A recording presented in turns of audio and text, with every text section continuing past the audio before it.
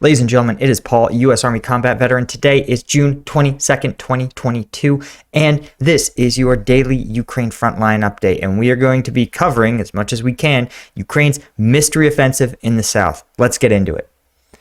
So, first off, let's talk about where there isn't news. The pretty dynamic Lysychansk, Severodonetsk, Bohododechny area of conflict has seen not a lot of movement. You can see here's the 21st and the 22nd, only just like a tiny amount of movement in this Hirst region.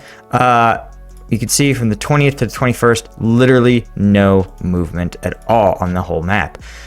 What does that mean? Does that necessarily mean that a Russian offensive is stalled? Well, not really. The Russian strategy seems to be that they use what's called preparatory fires. This is using their artillery units to sort of soften up the enemy's positions as they gather intelligence and prepare to advance again.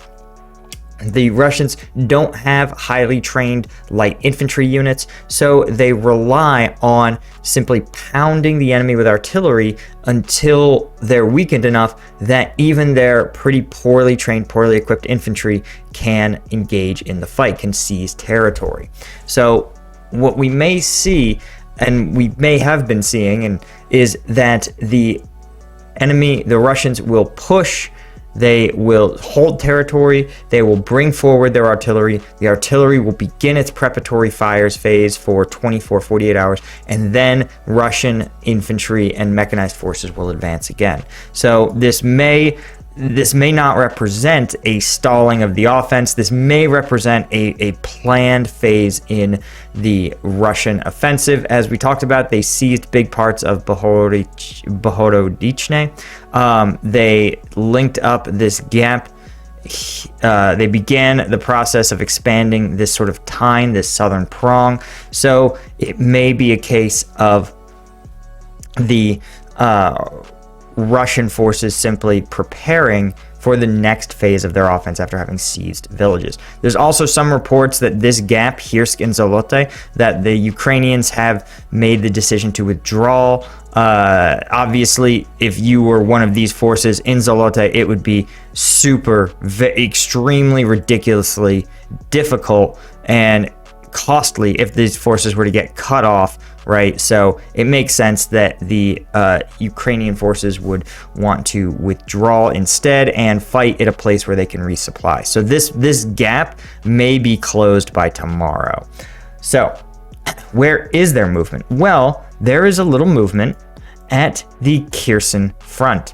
And let's see what I'm talking about. Of course, we have the 20th, here's the 21st, and we move through to the 22nd. You can see that there's a little bit of the contested, the region listed as contested is somewhat smaller. This may just be an intelligence update, but what's most interesting to me is that when you look at the invasion map for the Kherson area, this is the latest news update. The head of Security and Defense Forces in southern Ukraine stated that Ukrainian forces are advancing towards Kherson, pushing Russian occupiers to have second, third lines of defense. She stressed that all operations in the south are under an embargo. They don't mean a good and service embargo. They mean an information embargo. That means that they are asking press not to report on changes to the Ukrainian positions in that area. And that if they don't hear anything, right, to not speculate that it's bad news.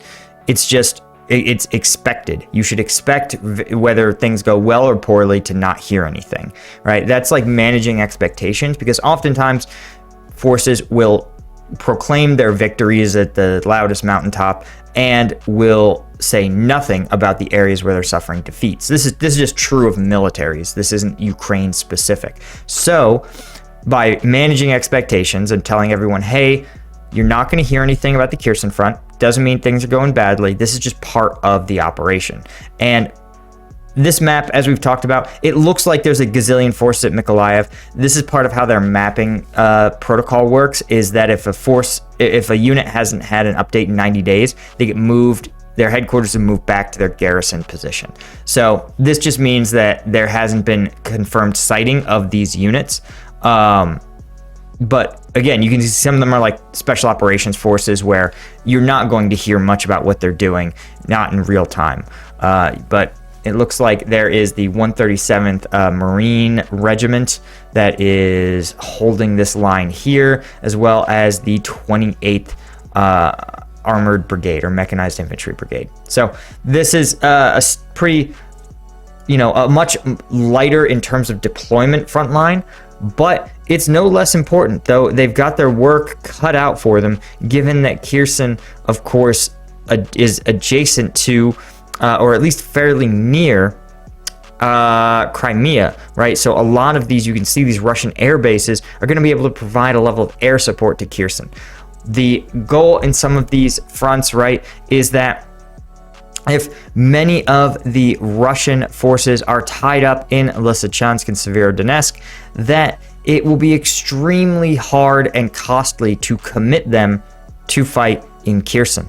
And this is probably part of the larger strategy where they are simply saying, hey, listen, we recognize that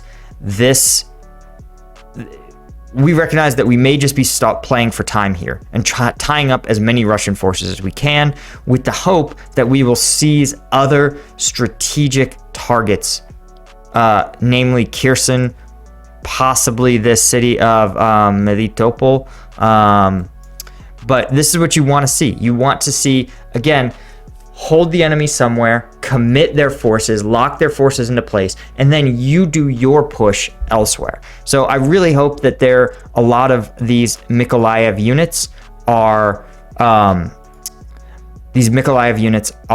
actually deployed in the Kherson front. It would be great news to see, what looks like several 3-4 combat regiments to get deployed and push hard into this Kherson area.